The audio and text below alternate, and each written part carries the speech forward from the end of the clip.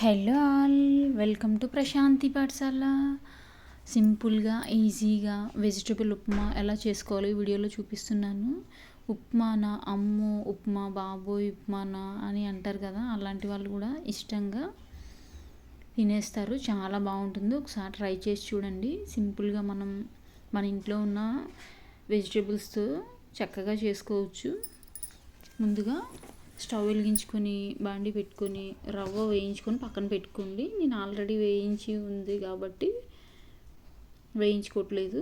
Stove వెలిగించుకొని బాండి పెట్టుకొని ఆయిల్ వేసుకొని వేడైన తర్వాత పోపు దినుసులు, పల్లీలు, శనగపప్పు, మినపప్పు, ఆవాలు, జీలకర్ర, అలాగే ఉల్లిపాయ, పచ్చిమిర్చి, అల్లం తరుగు, కరివేపాకు ఇవన్నీ వేసుకొని బాగా ఫ్రై చేసుకోండి. ఈ ఉప్మాలో ఒక చిన్న టేబుల్ స్పూన్ అల్లం వెల్లుల్లి పేస్ట్ కూడా వేసుకొని చాలా బాగుంటుంది. వెజిటేబుల్ ఉప్మా కదా, మసాలా ఫ్లేవర్ అనేది వస్తుంది. సో మీకు ఇష్టం లేకపోతే అల్లం ముక్కలు కూడా వేసుకోవచ్చు, చాలా బాగుంటుంది. ఒకసారి ట్రై చేసి చూడండి.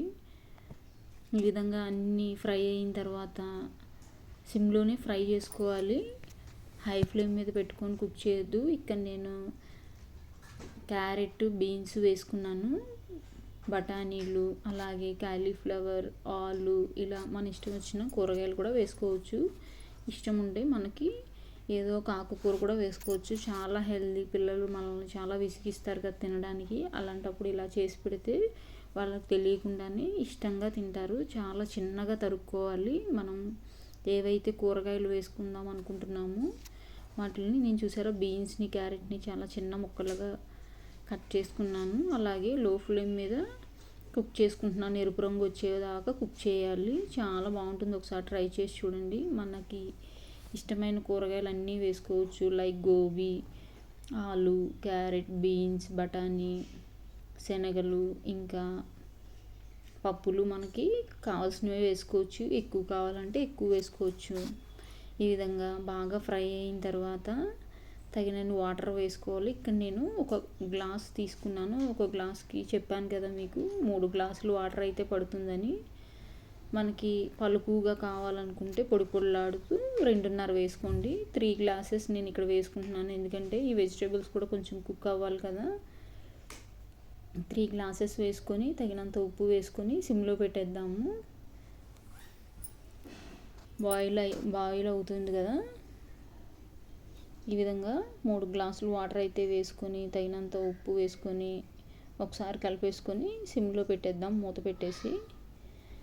చాలా బాగుంటుంది, ఒకసారి ట్రై చేసి చూడండి. ప్లెయిన్ ఉప్మా బోర్ కొడుతుంది కదా అప్పుడప్పుడు తినాలనుకుంటే, సో ఇలా కూడా చేసుకోవచ్చు. స్ప్రౌట్స్ అన్నీ వేసి కూడా చేసుకోవచ్చు, అది కూడా ఒక వీడియోలో చూపిస్తాను మీకు. పెసరపప్పు వేసి చేసుకోవచ్చు. ఇప్పుడు ఒకే రకంగా కాకుండా ఈ విధంగా నీళ్ళు మరుగుతున్నాయి కదా, ఇప్పుడు మనం వేయించి పెట్టుకున్న బాంబే రవ్వని ఈ గ్లాస్తో తీసుకున్నాను. 3 గ్లాసులు వాటర్కి అదే గ్లాస్తో 3 గ్లాసులు వాటర్ సిమ్లో పెట్టుకొని మనం రవ్వ కొద్ది కొద్దిగా వేస్తూ కలుపుకుందాం, ఉండలు కట్టకుండా. ఈ టైంలోనే మనకు నెయ్యి కావాలనుకుంటే యాడ్ చేసుకోవాలి. నేను ఇక్కడ గీ వేయలేదు, ఆయిల్తోనే చేస్తున్నాను, గ్రౌండ్నట్ ఆయిల్తో. సో అందుకని ఇప్పుడు ఒకే ఆయిల్ కాకుండా ఆయిల్స్ మారుస్తూ ఉండాలి. ఒక్కోసారి మస్టర్డ్ ఆయిల్, ఒక్కోసారి గ్రౌండ్నట్ ఆయిల్, ఒక్కో నెల గీ, అలా మారుస్తూ ఉంటే చాలా మంచిది. ఎప్పుడు ఒకే ఆయిల్కి అలవాటు పడకుండా ఒక్కోసారి ఫ్రీడమ్, సన్ఫ్లవర్ ఆయిల్ అలా మారుస్తూ ఉండండి, హెల్త్కి మంచిది. ఎక్కువగా ఆయిల్స్ కన్నా గీ వాడడానికి ట్రై చేయండి.